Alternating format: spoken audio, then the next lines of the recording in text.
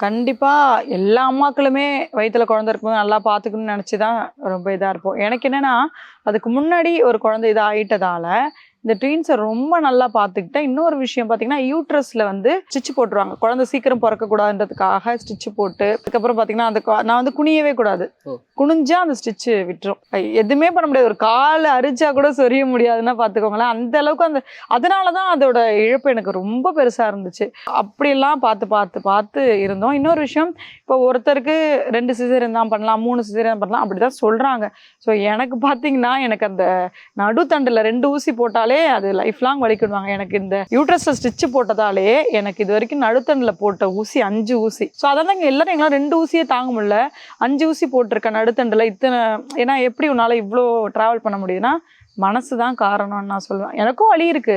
எனக்கும் டிராவல் பண்ணா வலிக்கும். எல்லாமே கரெக்டு தான், இல்லைன்னு சொல்ல. எனக்கான செல்ஃப் கேர் நான் எப்பவுமே பண்ணிப்பேன்.